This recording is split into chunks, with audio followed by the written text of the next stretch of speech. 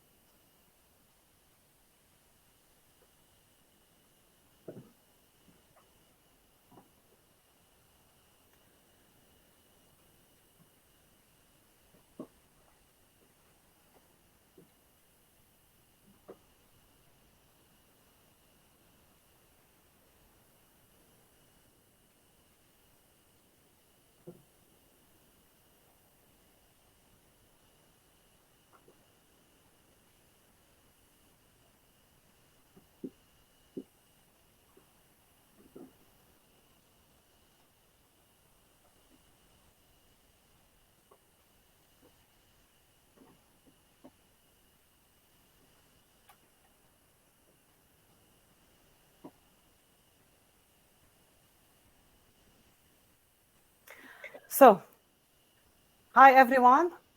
So, thank you for joining us today to discuss the issue of separation anxiety in early childhood and ways to make goodbyes easier.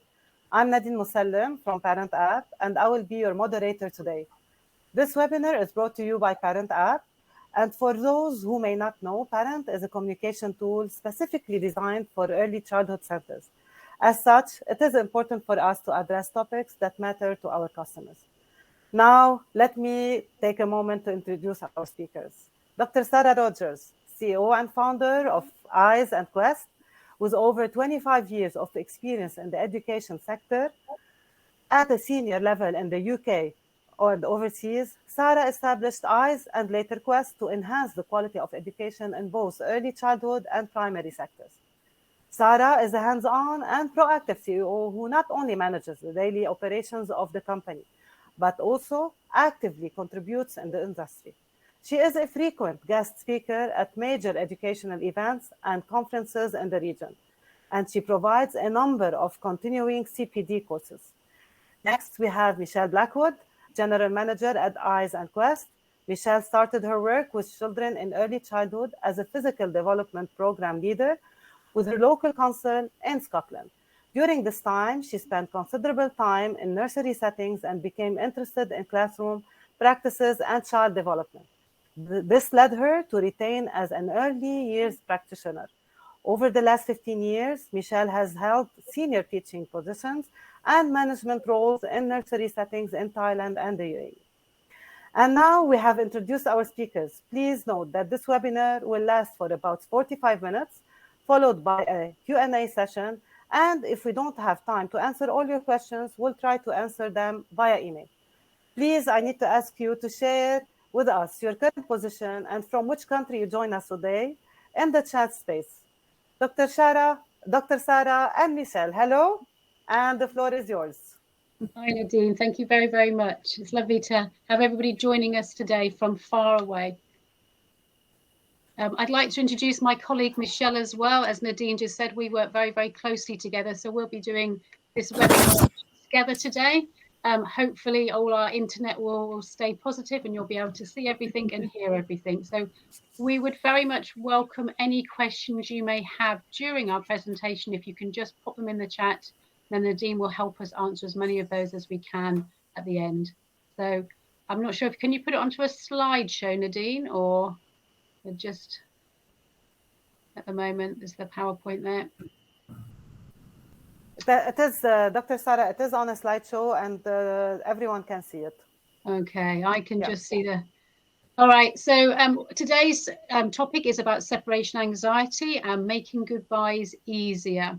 Like all areas of the early years, you as early years professionals are extremely important in helping children and their families throughout their young lives. So what we're going to talk about today is we're going to talk about some different strategies to help families and help children. If we can just move on to the next slide, please. Okay, brilliant. So what we're going to do today is we're going to recognize the signs of separation anxiety. And I'm sure that you've seen many of these already. So we're just going to talk about what those may look like. And of course, every child is different. Then we're going to talk about what fuels separation anxiety. So we're going to talk about the theory of attachment. And the theory of attachment is a really, really important theory for all early years practitioners to know, because it really does affect children's well-being and resilience. And as we talk through this afternoon or this session, we'll understand that everything that we do with early years has a big effect on children later on. And this is one of the areas that we really do need to get right and think about the individual child. So we'll talk about the theory of attachment. And then we're going to talk about one model, a three-stage model of settling children in. And we're going to talk about how we can then make that in our own settings. And then at the end of it, we're going to give you some practical strategies for managing separation anxiety in settings. So Michelle is going to do some of this, I'm going to do some of this, and hopefully between the two of us, we're going to give you lots of good knowledge to share and take away and share with both your colleagues and your parents, and obviously to benefit the children. Thank you. So if we can just move to the first slide, please, or the next slide, please. It is done. Okay, perfect. Yep. So this settling in period at the nursery or early years in the school is really exciting for children. It's a very important time for all of those involved. And it's a really big milestone as well for families. And it's very easy to forget when you're an experienced early years practitioner working either in a school or a nursery. It's very easy to forget what a big transition this is. And for many children, it might well be the first time they've spent the day with other people outside of their home. So they may be used to spending a lot of time with their parents, especially obviously in previous years during the pandemic, or with care inside the home, either extended family or other care in the home. But it might be actually their first time they've spent the day with other people outside of their home. So it's very exciting, but also can be a little bit daunting as well. So not just daunting for the children, but daunting for the families. And we know from talking to practitioners in the UAE and in the UK, that for many families, the pandemic, because it was a time when everybody was so close and they had to obviously stay indoors and stay together, but some parents are also finding it much more difficult to separate from their children now and have many more worries about that. So it's a great time. It's a great step forward. It's a big moment in families' lives when children go to nursery or to school, but it also can be very daunting. Thank you. For the next slide, please. There you go. Okay. So what we also have to remember is that for children to thrive, they need to feel safe, they need to feel secure, they need to feel relaxed, and they need to feel comfortable. And to allow children to do that, we have to, as practitioners, create strong relationships with the children. And we will talk about ways in which we can do that later on in the presentation. But what we also have to remember is that we have to create an environment in our classrooms and in our early year settings where their emotional well-being is also supported as well. So when we talk about emotional well-being, we can think of this as an umbrella term that brings into concepts such as the relationships that children have. It looks at the happiness of children, their self-esteem, and their resilience as well. And one of the most important things that we can do to support that is to understand that the different needs, so their physical needs, but also their emotional needs as they are transitioning into school or nursery. Because what children need to know is that they can rely on us to meet those needs. So both their physical needs, but also their needs, such as things like who to go to when they just feel a little bit upset and they need a cuddle, or they need a little bit of reassurance. So what we are doing is we are stopping children from having those worries to think, okay, mum and dad aren't here. Who is going to do these things for me? And by creating those strong relationships and by creating that relaxed, happy environment, children will feel secure. So if we can just move on to the next slide, Nadine. Here you go. So what we do have to remember is that when children don't feel relaxed, when they don't feel calm, when they don't feel safe in their environment, they're not learning. So by creating those happy, relaxed environments where our relationships are strong, children will be at their best. They will be able to learn at their best as well. Okay, thank you, Nadine. Okay, next slide, please, Nadine. Your next slide is there. Okay. All right, so we're going to think about how to recognize the signs of separation anxiety. And what we really need to remember that every child is different. We keep talking about this, every child is unique. Every child comes into our setting, whether it's nursery or early years in school, at a different stage with different experiences. And those experiences will very much impact on how they react when they leave their parents. So it is very, very usual, it's very, I don't like to use the word normal, so typical, that children do get anxious in new situations. It's their way of keeping safe. It's a way of making sure that they don't, run off or go with strangers. So it's very, very natural that they need to be near those people that they trust and they care for. But of course, it's very different for every child as well. And it very much depends on their age. So whether you're talking about a 2-year-old settling into nursery for the first time or a 4 or 5-year-old settling into school, it might be very different. One of the things that many parents get a bit worried about is that they sometimes see their children settle in and then they become unsettled. So we're going to talk about that one as well. But it's much easier, I think I'm going to give you the answer to something a bit later on, to settle children when they are younger or settle children who have been into nursery with their older children. So maybe with an older sibling, or maybe they've visited for other reasons. So it's really important that although we have a settling in policy, that we treat every child as an individual as well. One of the things that I want to talk to you about, and I talk to you about this more when we talk about one of the theories, is distress and despair and acceptance. So sometimes we think that when we're going to talk about the different signs in a moment, that they actually, once they come to accept that they're in nursery and they go very quiet, and we think that's a good thing, but that actually is not a good thing. We want children who are able to join in. We want children, as Michelle said, who've got a good sense of well-being, who know who to go to trust, know which adults to go to help them if they need help as well. So if we can just go on to the next slide as well, please. Here you go. Okay.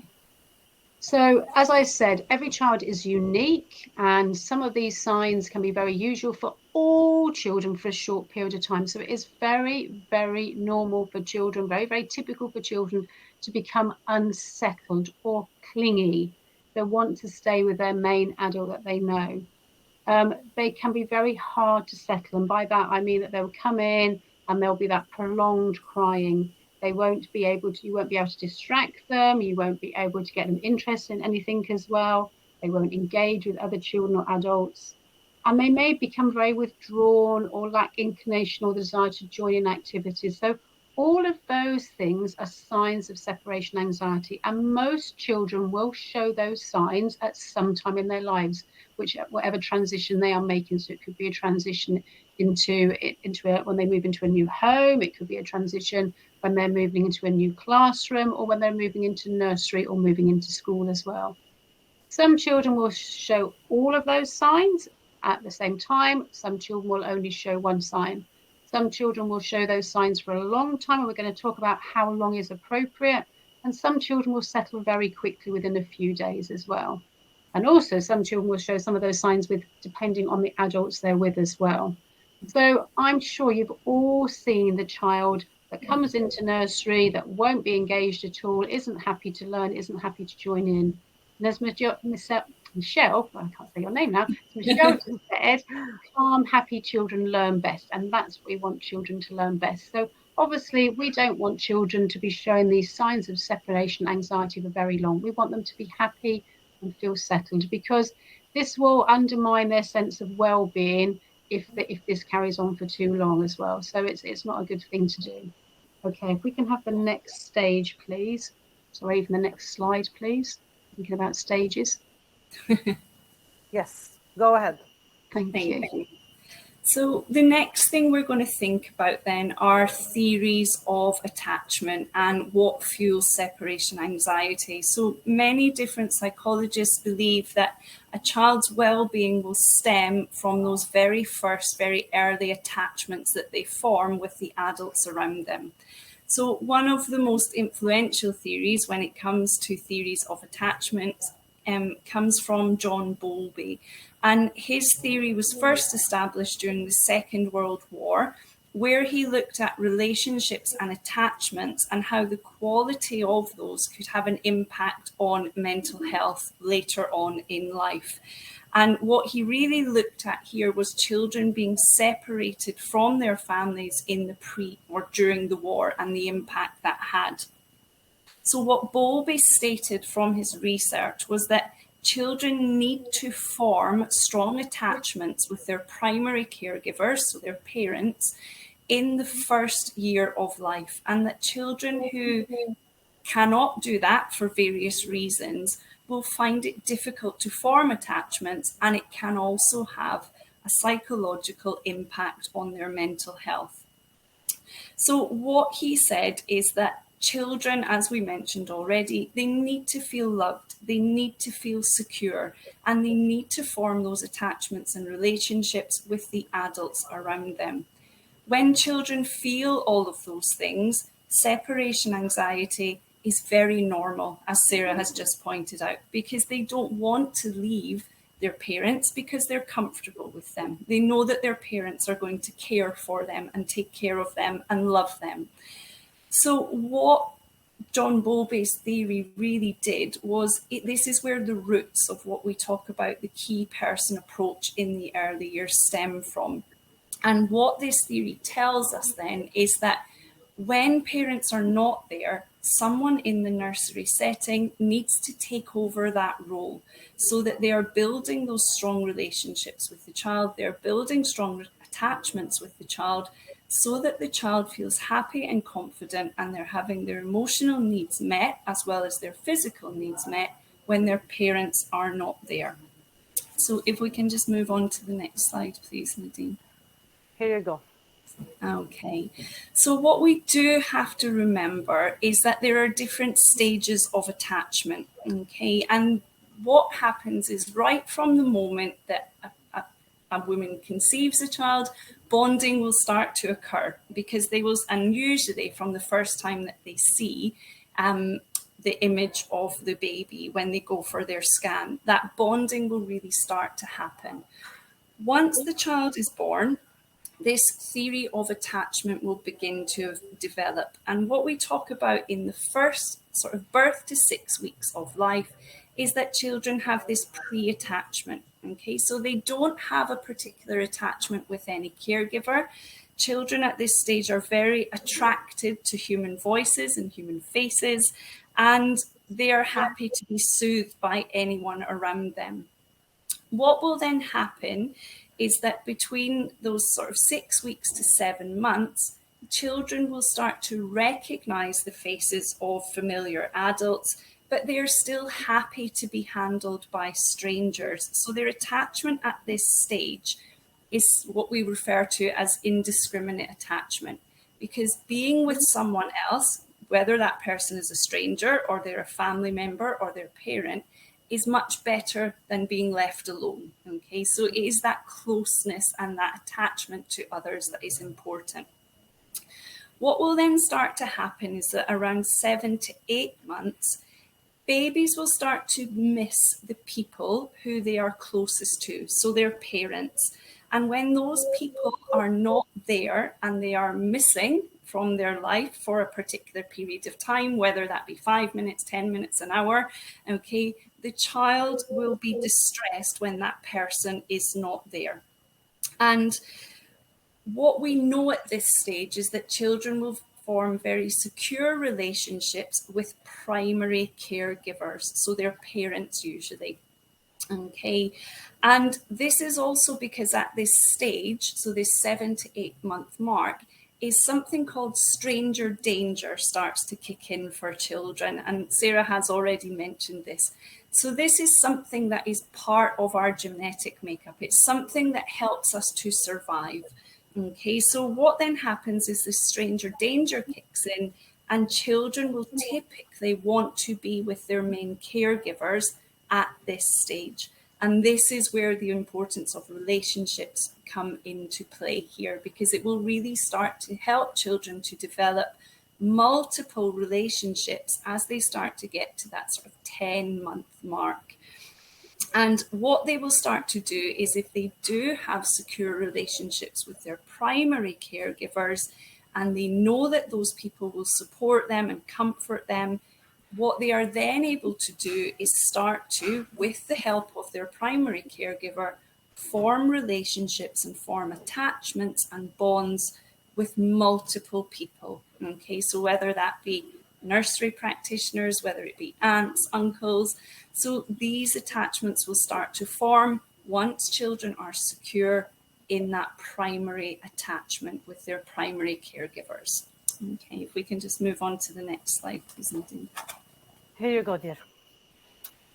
Okay, thank you, Michelle. So, as Michelle said, Bowlby is really the father of the theory of attachment, and he's led us to really understand that children do need to be securely attached if they are going to grow up to be happy and secure adults as well. So, the quality of their relationships in the early years is very much going to affect the quality of their relationships later on and how they're able to form those relationships. So, it also informs their view of themselves, you know. If you've got somebody who loves you and you can trust, then you feel more worthy. So that's really, really important for us. Lots of other theorists have worked on Bowlby's original work, because we have to remember with any theorist that it's in the context and the time and the place. And there were some of the things that we didn't agree with that Bowlby said. So, for instance, he originally talked about just mothers being important. And we know that the child can have multiple caring primary caregivers if the circumstances are right as well. So one of the other very important theorists is a lady called Mary Ainsworth, and she worked in the 1970s, so quite a long time ago. But she really helped us understand about the different kinds of attachment there are. So as Michelle said, secure attachment is what we want. We want that strong, sometimes you can call it an invisible thread between the child and the trusting adults as well. So that's what we're looking for, a secure attachment. But she did some research with children from 12 to 18 months to see how they would respond when they were left alone briefly and then reunited with their mothers. So they were invited into a play situation, a playroom. They were invited and were playing with another adult. And the children that were securely attached, when their parents left, they might become a little bit worried, but they could be distracted quite quickly. And when the parent came back after a short while, then everybody was happy and the child was very happy. This is the kind of attachment we would like to see, because this means the child has got the confidence to explore their environment. They've got the confidence to explore other relationships with other children and with other adults as well. So this secure attachment is knowing that your primary caregiver, could be your mother, your father, it might be another trusted primary caregiver, is going to come back and that you are there. So you can see these children, they're the children that come into your school, come into nursery, may show some of those signs of being unsettled for a while, but can be fairly quickly distracted or will get involved in things, even for a short while to begin with. Obviously, it takes time, but they're the secure attachment, and that's better for everybody. You don't need to remember all of these different terms, ambivalent insecure and avoidance insecure, but basically Ainsworth said that some children don't learn to make those attachments. They don't have the opportunity to become securely attached, and that affects them later on. So for instance, if you had a mother that was had postnatal depression and was unable to create a bond with their child because of that, or because of some long-term illness or something, or if the child was taken away from the mother, so taken into care and not with the main carer, then the child may not be able to form a strong attachment. So that would be ambivalent. They wouldn't be quite sure of their main primary caregiver. They wouldn't be sure, the trust wouldn't be there. So that bond wouldn't be very strong. And Ainsworth also noted another form of attachment called avoidance insecure. And this may be when the primary caregiver is there, but maybe some days they are more able to care for the child and other days so much not. So again, they are not securely attached. So what we are hoping to see is that secure attachment. And what we need to do as well is prepare parents to make sure they understand that as well. Okay, so how can we make this a positive for everybody? So can we have the next slide, please, Nadine? Here you go. Thank you. Thank you. So what we want to do is make this a positive experience for everybody.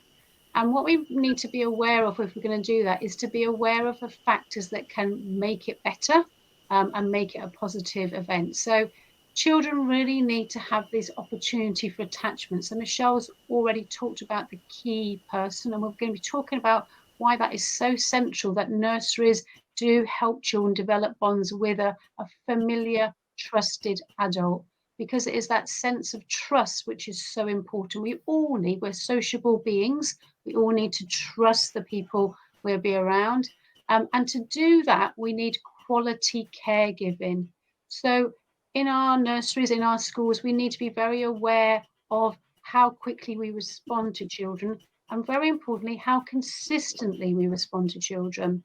Children need to know that if this is going to happen today, this is what they can expect to happen tomorrow as well. So we're going to talk about routines. So routines to support that emotional security that Michelle spoke about earlier on as well. The children need to very much know who they can depend on, who is responsible for their care, and that becomes their essential foundation for attachment. And those things are very, very vital. So it's very vital that we work together as a team to allow people time and practitioners time to get those essential bonds in place with children, and don't rush through those first settling in stages. So if we could move to the next model, please. Sorry, Sarah, can I just jump in here one moment as well? And this is where we're going to talk about working in partnerships with parents in just a little while, but this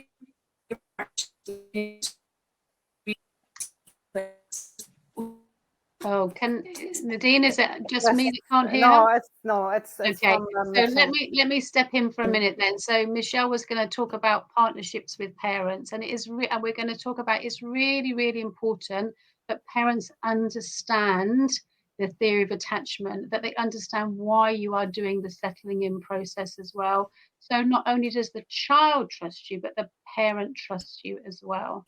Okay, so that's really important, and we'll get Michelle back in a moment. I know she can hear us. It's very frustrating for her. So no, still doing a Dalek, Michelle. Never mind. We'll get back to her in just a moment. So there are many different models of settling in, which have different titles, but basically they're all very, very similar. So they're similar in the way that they slowly support the child and the parent to leave the care of the parent, and to understand that the nursery, that the school is a safe place with people that they can trust and that will care for them as well. So Michelle, I think you might be back now. Are you okay? No, still funny. Okay. All right, we'll carry on with this. So this three-stage model of settling in children is just one model, but you can adapt it to where you're doing things as well. So the foundation stage, the first stage. So we're going to talk about in a few moments, actually before this, about how we introduce all of this to parents and to children. So we have to prepare them for this stage. But this is the actual stage when they're coming into the nursery, into the classroom, into the school. So we would make sure that our school environment, our nursery classroom environment, is very stimulating, very engaging, but also calm. We don't want it to be overexciting for children. We don't want them to get overexcited, so calm. We ourselves would be very calm as well, and very smiley and warm. And we would invite the parent to stay for a short while. So this is really important, that the parent feels as happy as the child does. So we would ask the parent to come in the classroom and stay, but perhaps if the child is ready, not to be too interactive with them, to sit back a little bit, to watch the child, to be there so the child can look around, just check that the parent is still there, have a smile, but they will play happily with the nursery practitioner or the school practitioner as well. So ideally, the parent would be there, but in a passive way. And then this gives the teacher, the nursery teacher or the school teacher, a chance to establish and start the relationship with the child. Okay, so they would play with the child, make some time to talk to them. And we're going to talk about in a few moments about how we will know what they like doing. We know a little bit about them, so we can get really down next to them and play beside them. So at the beginning of this foundation stage, we would encourage this to be going on for maybe 2 or 3 days, depending on the child, the previous experience. And maybe during that time, the parent steps further back. They may step out of the classroom, but be close by. And hopefully till around about the day 4, may take the first week, hopefully not much longer than that, then the parent actually just leaves the child quite quickly and then goes. So that time that they leave the child will be extended. It's really important as well that the parent always says goodbye. I don't know what you think about that, Michelle, but I think parents sneaking off is one of the worst things that children can do. They suddenly look around, the parent's not there. So say goodbye, say they'll come back, and obviously they do come back. Michelle, can we hear you yet? No, still a problem. Okay, can we go on to the next slide, please, then?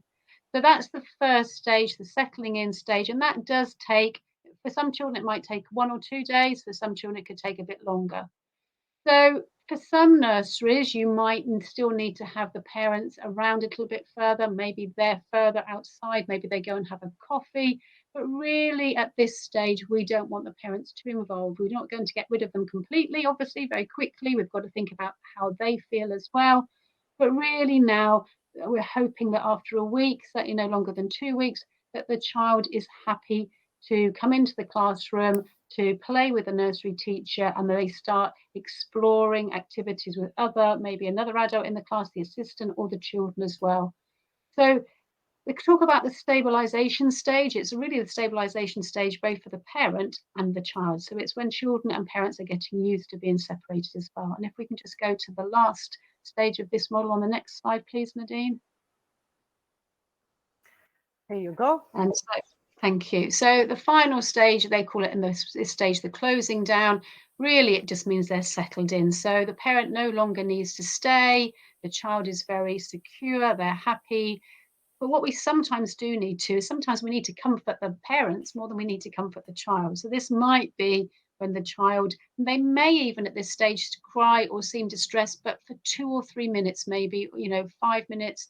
And as soon as the parent goes, they're settled as well. So that's sometimes when we need to phone the parent up and say, actually, within a few minutes of you going, they were settled. And we'll talk about how children take their reactions from their parents in just a moment. So we do need to settle the parent as much as we need to settle the child. Otherwise, the child can become unsettled because they say, oh, mummy or daddy's not very happy, therefore I'm not going to be very happy. Okay. So it's really, really important that everybody is happy. And this is done hopefully only over 2 or 3 weeks. If it's taken any longer, then we're going to talk about why that might not be a right time for the child to start the setting at that time. But most children, it's a lot less than this, obviously, depending on their previous experience. Okay, if we can go to the next slide then, please. We are there. Okay, can we have Michelle? Is she able to talk on this one? No, so we've still got a problem. We're not sure what's going on, Michelle, but never mind. She's going to say to me afterwards, oh, you didn't let me say very much. Sorry, Michelle. Okay. Do you want to have another go? I don't know if your microphone's working now. Yeah, I'm not sure. Can you hear me? Perfect. Yeah. Perfect. Okay. Yes, we can hear you now. Perfect. Good. It's nice to be back. Apologies for that.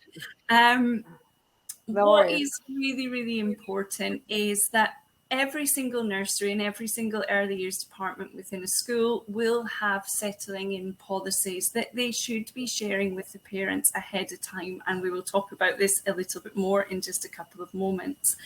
But what we have to remember is that while we have these policies in place, we might have to adapt them slightly for some of the children coming into our settings, because some children will be able to follow the timeline that we have in place for our policies. So, for example, the timeframes that Sarah has just mentioned there. But for other children, it might take slightly longer, and they might just need that little bit more reassurance as they're coming in.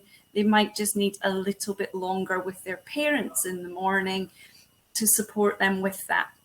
I know that during the pandemic, this was something that was quite difficult to do because parents weren't allowed to come into our settings. And I know lots of nursery practitioners preferred that because then the parents weren't coming into the classroom, okay? However, some children need that, and we need to be aware of those children. I know most settings now have gone back to the way they used to do things before, but there are some settings now who are still asking parents to drop off, and the teacher or a staff member collects the children from the gate or from the door. However, it is really important to build that trust. And if that means that you are then spending time talking to the parents at the gate in the morning, or they are coming into your classroom, that is hugely, hugely important. So while it is really important that we do have settling in procedures in place for consistency for all children, but also consistency for parents as well, okay, it is hugely, hugely important that we can offer some flexibility there as well, because it can not only be distressing for the child when they're settling in because of the separation anxiety, it can be really difficult for the parents, as Sarah pointed out as well, and sometimes it actually takes longer to settle the parents than it does for the children. But it's also quite distressing for us as practitioners because we feel pressure to get the children into our classrooms, to get them settled, to get them all happy. And that can take time for some children. So we do have to be aware of that and just keep that in mind. When I managed, Sarah talked about social referencing, so where children take their cues from parents. And when I managed my nursery here, I used to say to the parents, you have to be strong. So although you're really sad that your child's starting nursery and they're going to be leaving you today, do not cry. Do not be sad when you're dropping them off. If you want to cry, you can come into my office once they've gone into the classroom and they're happy. But it's really, really important because they will pick up on that as well.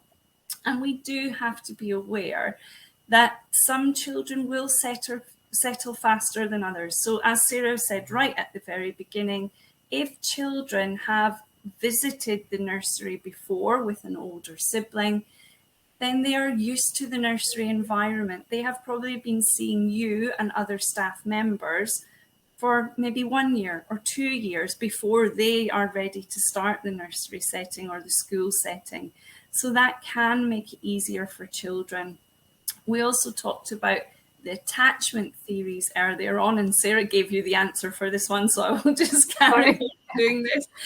But for younger children, it is much easier for them to settle into the nursery because they don't have that stranger danger instinct kicking in at that moment. So they're happy to be comforted by others. They're happy to be with other adults. But as soon as that stranger danger starts to kick in and children have formed those secure primary attachments, that is when it becomes more difficult for children to leave their main caregivers and their parents. And we also have to remember that changes at home can really impact children coming into our environment. So even if they have been previously settled, something like the birth of a new sibling, or something we see here quite a lot where grandparents have maybe been visiting and then suddenly they leave to go back to their home country, that has a huge impact on the children and how they feel about another change and coming back into our environment. So these are all really important things to think about when it comes to settling children in. So we can just go to the next slide, please, Nadine. Here we go. Okay, so as I've mentioned then, and Sarah, please feel free to jump in at any point. I'm now on a roll because I'm talking again. What we have to remember is that parents always have the very best interests of their children at heart, and they always want the very best for their children.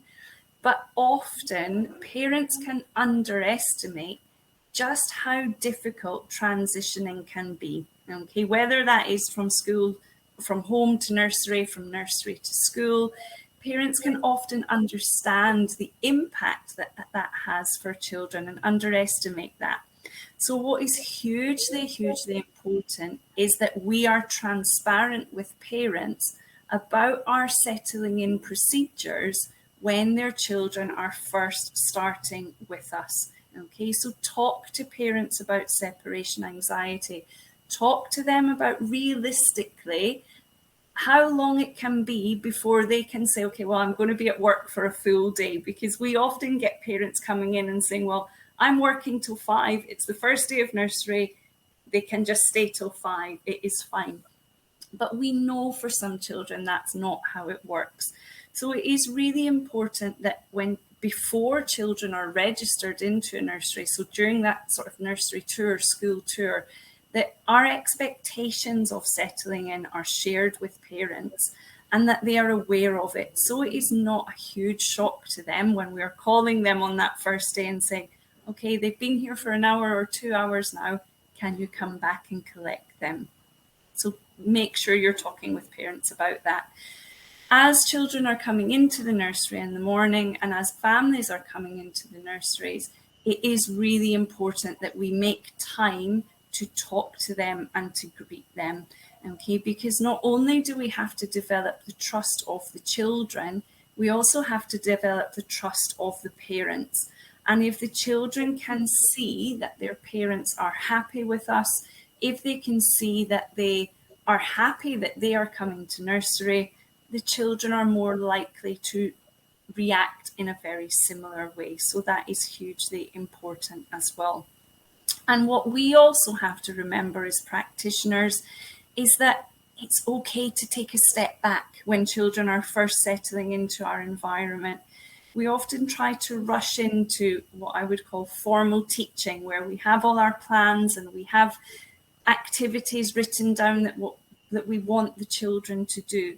But actually in those first few weeks, yes, plan things for the children to do, because otherwise your classrooms would be chaos.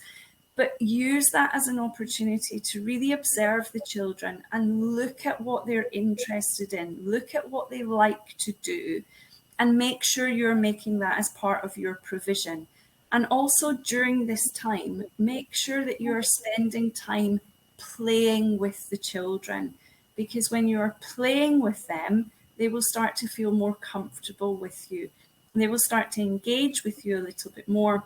And they will really start to develop that bond and that trust with you, because they can see you're fun to be around. They can see that you're happy and that you're exciting and that you have nice things for them to do. So this aspect of play is hugely, hugely important. So when children are first settling in, try to just take a step back and be patient with them. I know it can be distressing when 15 children are crying, but really just think about, okay, what is this like for a child and how are they feeling at this moment in time? And then adapt your practice around that. Okay, move on to the next slide, please, Nadine. Thank you, Michelle. Let's hope you don't have 15 crying at the same time. That's why a staggered settling in is a really good thing. And we used to, if you can have a classroom where there's vertical age groups in there, where you've got some older children and some younger children, then that's even better, because children who come into a calm, happy, exciting or interesting environment are much more likely to be calm as well. So we're just going to have a look at these strategies then very quickly for the last few minutes. A lot of them we've talked about before, so I won't spend too long on them, but it is all about preparation. And it is, as Michelle and I have both said, the parent is hugely important in this. The child will look to the parent. So making sure the parent understands the timescales involved, but also understands why we're asking them to do this. We've heard parents say, I've paid for them to start nursery and I need to go into work and they're only going half a day.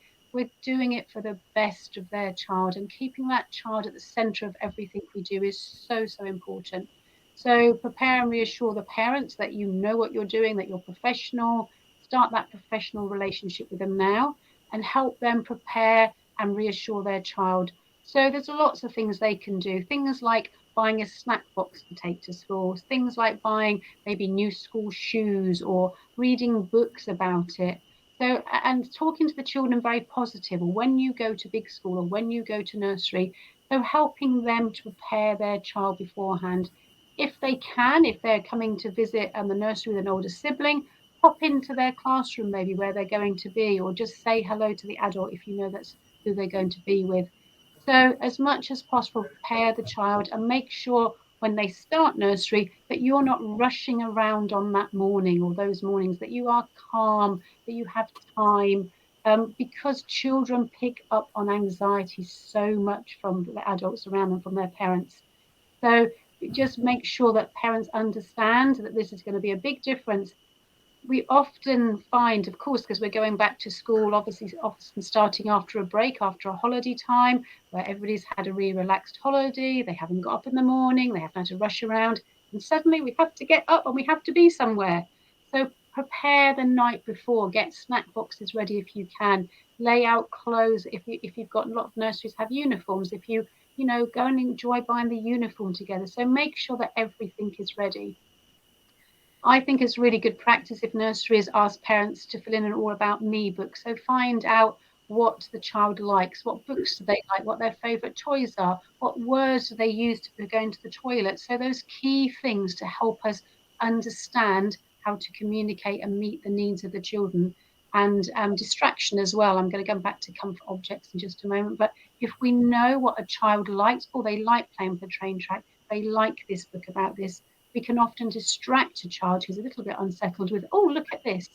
And anything that makes that transition between home and nursery or home and school easier is so much better. Comfort objects, so something that the child brings from home. It could be a blanket, it could be a toy, it could be something of mum's or dad's that they look after for a little while. You don't need to remember about Donald Winnicott, but he was just the theorist that talked about these.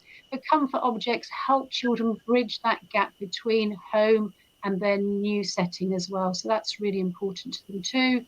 Some children will need to carry those around with them. Some children will be happy to put those in a safe place.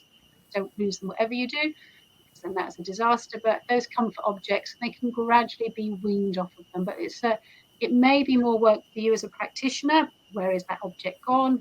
But it's a really good thing for children to have. I've written on here, break the cycle. And this is going back to parents again. If a child does not settle and it's always mum that brings them, they will look at mum's reaction. Mum will start to react in a certain way. Yesterday, the day before, last week, they were really upset when they went into nursery. So now they're going to be upset again. And parents unconsciously act in a certain way. They act like they're going to expect the child to be unsettled again. The child picks that up and then they get unsettled. And then it's like a self-fulfilling prophecy. So if you see that your child or the child hasn't settled after a few weeks, maybe suggest that somebody else, maybe dad brings them to nursery or somebody else brings them to nursery, because suddenly we've broken the pattern, we've broken the cycle. And like Michelle said, make sure that they are happy, make sure they're smiley, however they feel, that the children will pick up those cues, okay? We've talked about the settling in period. Michelle's talked about that person, that key person they can build that trust and relationship is really important. And if we can, it's really important to have a spare key as well. So if the main person is away, somebody else who the child knows and feels comfortable with is really important. So routines and clear expectations. Children need to know what is happening during the day. What happens when I come into nursery? What do I do? What happens at snack time is really, really important. So gradually introduce them. And as Michelle said, take the time to play with them. Take the time to put those routines in place. Take the time to talk with them is really, really important. Those calm, caring adults are very, very important to everybody. And I think it says underneath there, and I can't see it, but it says an interesting, stimulating environment as well. So again, if we know what children like, then we can meet their needs. Very, very quickly, because we're going to go on to questions in about 30 seconds. So can we just go on to that last slide? Sorry, Sarah, can I just jump in really, really quickly, and hopefully you can still hear me. Something that is really, really important is when children are feeling unsettled, is that we don't just say to them, Mummy will come later or Daddy will come later. because that Michelle? doesn't have any meaning for the child. So it's really, really important then that we say to them, well, mum or dad will come after lunchtime. So after lunchtime, we'll read a story, then mum or dad will come to pick you up. Because if we just keep saying to the children, they'll come later, they don't understand that concept. That meaning of time doesn't have any meaning for children. So visual timetables are a really good way to support settling in as well, so that you can say to children, okay, this is what we're doing now. We're going to do this. We're going to do this. And then it's time for mum or dad or gran or nanny or whoever to come and pick you up.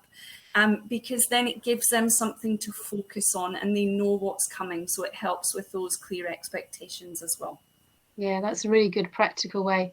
Okay, I think we've covered all this. Nadine, were there any questions that we had during? Yes, we have, I believe we have several questions. Okay, we'll do our best to answer them. So, okay. So let's start with Elisha. You have talked a lot about children only staying for a few hours at the beginning. We have found that this can increase anxiety for some children, as they are unable to predict what time in the day their parent is coming, rather than the parent always coming around the same time. Have you seen this in your practice as well? How do you know when a child will benefit from shortened days at the beginning and when they will benefit from having a predictable routine? Okay, thank you. Michelle, can you just answer that? Can I just say one thing first, though? Children who go every day settle much quicker because they have they understand the routines, they get up, they go to nursery. Children that only go 1 or 2 days a week will sometimes take longer to settle. However, I think some of that question was answered by what you just said, Michelle, wasn't it? So it's So I think as well, when we're talking about children only staying for shorter periods of time, that's not just when parents come and pick them up whenever they feel like picking them up. There are still time limits in place for that. So we're saying, okay, on your first day, it may be that we're going to aim for the child to stay for 2 hours, okay, or maybe even an hour, depending on their past experiences. And then you build up from that. So it's not about just the parents coming whenever they feel like it. There are still predictable routines there for the child. So you might be saying to the child, okay, we're going to do this, and then mum or dad will come to collect you.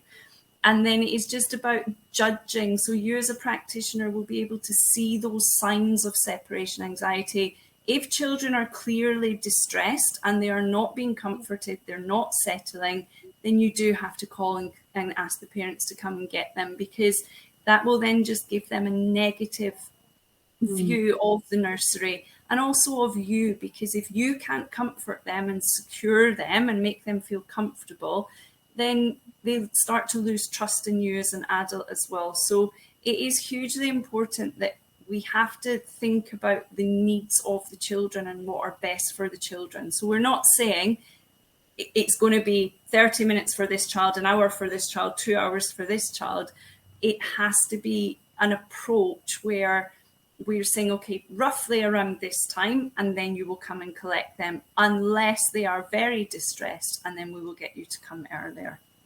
And one of the things as well we're very careful with is when we do ask parents to come back after 2 hours, we do expect them to be there after 2 hours, not 2.5 hours, because that's very distressing for a child if they've been told mummy's going to come after story time, all the other mummies or daddies come and they're still sitting there.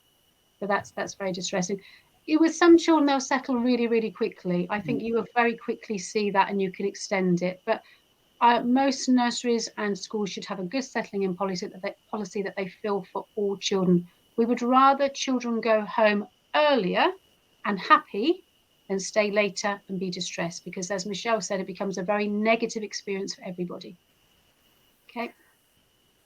The next question from Alexandra. Child 1 year and 7 months old, started the nursery 3 days a week for 5 hours. He is crying every time I leave him. However, later he is playing and he enjoys. Also, all in all, he started requiring me more.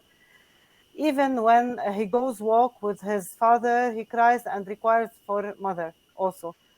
Is it a normal behavior, or did I do something wrong? Maybe he is not ready for the nursery. He is active and social overall. We never experienced such a reaction. Just to reassure her, it is very, very Very. normal. Children go through different stages at different times. There's a lot going on in this child's life if they're going to nursery. So sometimes they become more clingy. Even if they weren't going to nursery, we would see stages where they prefer one parent over the other parent. That is very, very normal. It's just something they go through. I've seen it in lots of family friends as well as nurseries, haven't you, Michelle? But yeah, very normal. So just carry on reassuring the child, just enjoy being with the child, both of them. It's just the stage they're going through. So, Michelle, do you want to add anything else to that? Yeah, I was just going to say at home as well, what you can do is still be in the room, but encourage the child to do things with other adults while you are there. And then very gradually you can start to maybe leave the room just for a few moments, but leave the child with another adult in there so that they can see that if you're not there, someone else is there to support them as well. And gradually you should be able to do that for longer periods of time, and the child will start to sort of form closer attachments with others as well. Just to interrupt the answering of the questions, many are asking about the certificates. This webinar is a free of charge webinar presented by Dr. Sarah and Michelle. We're gonna be having other webinars that will be a paid webinar, and we will be distributing, of course, certificates accordingly. As well, we have a question here. Is there any medication for anxiety? I believe for early children. This is for you, but I don't think that you are in this field. But I don't know. We're not medical Yeah, practitioners, so we exactly. would never, obviously, we would never be in a position to prescribe. But you know, the best medicine is an adult's attention, doing something interesting, enjoyable, and staying calm. Children do go through different stages. I remember my daughter when she was 4 would only wear pink all the time, or they might want to, you know, go at certain places or do certain things or play with certain toys. Children go through stages. So the best thing is to stay calm, understand that it is typical for children to do this. But medication would be by far the last thing I would think about. Michelle, is there anything to add? Yeah, I would agree. We know that there's lots more being done around children's mental health and well-being. I think medication would be a very last resort there. I think and a medical practitioner would most likely be suggesting lots of attachment, lots of time with parents, lots of time with different adults, and doing things that the child enjoys before getting to that sort of medication stage, I would say. Perfect. I can see that we have a lot of people who is greeting us and coming from the early years field. Around the globe, we have a lot of people coming from Canada and from the Gulf. So, okay, well, I'm just searching. Okay, you know, one of the interesting things is it's lovely that technology allows us to do all that and to meet all these different people. But children are children wherever you are, and children will go through these stages wherever you are. So, you know, it's really interesting as professional community to have these discussions and share these thoughts as well, but always to keep the child at the centre of what we do. Too often in this busy world, we do think we're putting children at the centre, but we rush around and do all the adult things we need to, and then we forget about how the child is really managing and coping. And I don't mean putting the child at the centre, giving them lots of toys or money or things. It's about spending time with children, giving them love and care and respect as well. So yeah, and listening. I think what is, sorry, Nadine, just really quickly before we finish, I think what is key is recognizing how unique every child is that we work with. Yes, they may have similar backgrounds, they may develop in similar ways at similar times, but we have to remember the experiences that they bring with them are very different. So although a child may have siblings at home, the relationships they have, the things that they do with their siblings can be very different family to family, child to child. So we always have to think about a child as being unique and individual in our practice. I think that's probably a really important thing to do. Perfect. So we have a question from Marwa. Marwa, thank you for the informative presentation. Thank you for attending, Marwa. Can you please give us an idea for how to deal with separation anxiety for kids of up to 7 years old who lost more than family member in the COVID pandemic to overcome this problem and feeling unsafe to lose more?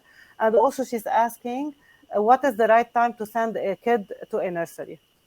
Aged, I mean. Okay, again, so every child's an individual. So as we've already said, it really depends on the context than before. And while it's extremely sad if you've lost a close family member in whatever situation, it is about giving the children more time. So as an example, I had a child that was coming into school at the age of 6. She'd moved from Bahrain to Dubai, and she had with 2 siblings with her. And so she was moving home, which was a huge transition. But sadly, her mother lost the newborn baby at the time. So there was a bereavement in the family as well. And I think for those children, they even more need their close caring relationships with their primary carer. So for this child, although she was 6 and she had come into school straight away, we very much staggered her entry into school and very much almost took it on a day-to-day basis for quite a while. And that didn't only just support her, but it supported her parents as well. So I think it's very, very much looking at the family as a whole. And if the family needs some support as well, if the family is not happy, the child won't be happy. So it's looking at everybody. There is no ideal age to start nursery. We never used to start nursery until the children were 3 or 4. Now, because of working parents, there's much more pressure. It's about that caring, settling in, and that high quality care, isn't it, Michelle? Yeah, I was just going to add just on the bereavement. As practitioners, that can be quite a challenging conversation to have with parents. But what is really, really important is that you do try to discuss it with parents in that how do they want you to respond to the child if the child asks you questions about it? Because every family has different beliefs. Every family will deal with bereavement and death in different ways. And sometimes as a practitioner, children can really put you on the spot when they ask you a question and you think, oh, well, I'm not quite sure how to respond to that. So I think by having a conversation with the family to say to them, okay, if the child brings this up with me, how would you like me to respond to it? Because we talk about death in different ways. Different cultures will have different beliefs about what happens after that. So again, it is really important that we have a response for a child because, again, they're asking us because they trust us. They're asking us because they need reassurance from us as practitioners about that as well. So although it's a difficult conversation to have with parents, it's important that you do ask them how they would like you to respond to the child. And just one more quick thing as well. At that time, for everybody, secure routines are very, very important. So children know what's going to happen next, so they know what to expect because something has changed their world quite drastically. So they'll get comfort from those secure routines as well. So we have here Rabia with us. She's asking if there is a language barrier, how can the relation can be built? So maybe if the kid speak a different language from the teachers, and that we know this as well from the technology. We all have the joy of second language learners, don't we? So it's about we can play alongside a child. You don't need so much language then. So playing with them. Things like Makaton, so using signs and symbols. Michelle already said about the daily routine, so the graphics, the signs, the visual timetable. So it is knowing, I wouldn't get to make sure I know the key words for things like toilet that the child needs, or hungry or thirsty. So ask parents for those key words. It is more difficult. Slow down, take your time, be quite repetitive in a way. And again, building those routines so children know what to expect. I'm sure Michelle has got some other good advice. Yeah, I think we also have to remember that 70% of communication is non-verbal. So while, yes, we do want to build children's language, we have to remember that language is also about our facial expressions. It's also about eye contact. It's also about our body language. So we can be building relationships with the children through those methods as well. So yes, we are developing their language skills in terms of their verbal language, but we can make them feel safe and secure through playing with them, but also through our interactions non-verbally as well. Perfect. So we have here Nicole with us. I have found for some children, when the parent says goodbye, when the child has settled already, it then can trigger the child and they start crying when the parent leaves. What do you suggest? She's saying that after the child is settled in and he's not crying, and then they notice that the parents are not here, they start crying. Michelle, do you want to take that one? Yeah, I think it can be difficult for children when their parents say goodbye. It can also be difficult for the parents and then you as a practitioner. But it is really important that the parents do say goodbye to their child and tell them that they will be back later on. Because if a parent does just sort of sneak off, it can cause a lot more distress. And what you might find is that would be more difficult to comfort and reassure than a parent saying bye, they're leaving, and then you can usually comfort the child a little bit more quickly there because they know their parent is going to come back. So although it is difficult, I would always still say get the parents to say bye to the child, even although it does cause a little bit of upset. We talked about comfort objects before, so the parent could also leave something of theirs with the child. Will you look after this for mummy? Will you look after this for daddy? So they'll come back about that. But as practitioners, we should be used to this. We should be skilled at this. We should understand how children are feeling. We should understand how a favourite story, maybe a little walk outside or a play in the sand or whatever it is, can distract a child as well. Okay. So we have Rabia again. When any parent is around, it is difficult to get friendly with them. How to cope with it? When the parent is around, it's difficult to get friendly with the child. As we said, yeah. So as we said, I think you would need to prepare parents beforehand. Say this is what's going to happen when we start nursery. Obviously, or starting a new classroom. The idea is for the practitioner to build up the relationship. Please, could you sit back a little bit. So if parents know that beforehand, then they're prepared to do that, whether they sit, a little bit further back in the classroom or next door or just wait outside. So again, the practitioner becomes the main person.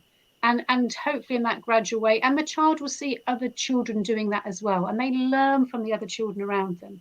So if they see other children interacting and playing, they'll be like, oh, what's going on there? Let's join in that hopefully as well. I know we're running out of time. So yeah, we have a lot of questions in the queue. It's up to you, Sarah and Michelle, if we continue answering or I think if we just do one or two more, is that all right with you, Michelle? Yeah. Yes, let's do it. We have Alicia from Canada. I have found that recently many families want an immediate start for their children and do not want to visit the center.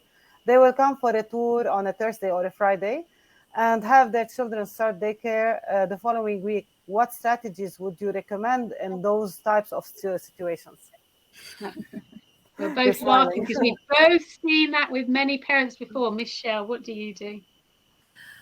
Again, I think although they are sort of coming in immediately, it is really, really important that you still follow your procedures around it. So you do still need that key information from them about their child's likes, key things and phrases that their child uses. So that should be a really important part of your registration process with the children and with the parents. And I think saying to the parents as well, you have to be available. I know you want your child to start on Monday, but you also have to make sure that you are talking about the nursery positively. You would hope that the parent had been thinking about starting nursery for a period of time before they suddenly come and visit and register. But it is really important. Something that when I managed my nursery here, I used to get parents to bring their children when they were doing a nursery tour. So I would say to them, okay, if you're here by yourself at the moment, why don't you come back with your child so that they could see the nursery as well, and so that they could sort of just get a feel for the nursery. We did do stay and play sessions and things as well before they started as part of our sort of settling in period, where the parent and the child would come to play in the nursery. But if they're starting immediately, I think your conversations with the parents have to be detailed. You have to try and get as much information out of them as you possibly can before the child is coming into your classroom. And that is where your All About Me forms and things will support with that. I also think, building on what Michelle said, it's really important to tell parents, as we said, why you are doing this. You are not doing this to inconvenience them. You are doing that for the best of their child. And how they start nursery will affect the rest of the relationships at nursery and possibly their school career, how well they settle. So it's hugely, hugely important. So, you know, on your website, when you are talking about it, when people are looking for you, when people are considering your nursery, make it very, very clear that you put the child at the centre of all you do. And one of these things is the settling in period. Yes, be flexible. Yes, don't do 2 hours a day if the child isn't there. But also say to parents, this may well be a good time to take some annual holiday. This is vitally important. Okay. And you as professionals, the more you know, the more you come across as a professional, the more that you will make sure that parents understand that message. It's for the best for their child. Okay. So, shall I take one more question? Yes, one last question. Otherwise, all these people will be saying it's time for my tea. And I'm taking it by for the question who's coming next. So this is the last one, and then we answer the rest. We try to answer the rest by email. And how long can we expect a child with severe separation? This is Nancy. In severe separation anxiety to start settling in. Okay, that's how long is a piece of string question, isn't it? Every child is so different. But I've had this discussion with practitioners before. If a child after 3 weeks is still sobbing uncontrollably, who still can't be settled, who still can't be distracted, I would really question whether that is the right time for them to start nursery or school. They are still small children. We have really got to think about, and they've been through a lot, especially a lot of them may be COVID babies. They may have been brought up in very close relationships. Maybe, like I said, maybe they've just moved. Maybe there's a lot going on in their lives as well. So really after 3 weeks, if they haven't really settled, I haven't started to see them being able to, at least for short periods of time, be distracted and join in, I would have that serious conversation. Maybe take away and bring them back in 3 months' time or something. What do you think, Michelle? Yeah, I would agree, because I think the longer you leave it, the more distress that's causing a child. So and it is a difficult conversation to have with parents. Again, this is where you hope your management would be supporting you with that. But sometimes we do have to say to parents, it's not the right time for your child to be here. And again, you could suggest to parents that if they can, they maybe go to sort of a play group or a toddler club or something where they can go with their child, so they're still there, but there are other children and other families there as well. So again, that they're starting to build up sort of that familiarity of being around other children and being around others. And then it is just a case of, okay, let's try it again at a later date. But if a child is really not settled, then the longer we leave it, the more harm we are doing to the child. And I don't know if you remember, but quite earlier on the slide, I talked about getting to despair. Some children will look like they're settled in because they give up. So that despair comes in place. They literally just sit quietly. They don't join in. They're not crying now, but they are not joining in. And that is just as bad as the child that's continually crying, because basically they've given up. They've said, no one cares about me, so I'm just going to sit here. So in both those situations, as professionals, we have to put the child first. Okay. Perfect. Thank you so much, Dr. Sarah. Thank you, Michelle. It was a great webinar. Thank you for everyone who attended from all over the world. A lot of people are asking us if they will be receiving this recording and the presentation. Sure, we will be sharing with every one of you all the recording of this webinar, and hope to see you soon in our next one. Thank you so much. Bye-bye, everyone. Bye. Thank you. Bye-bye.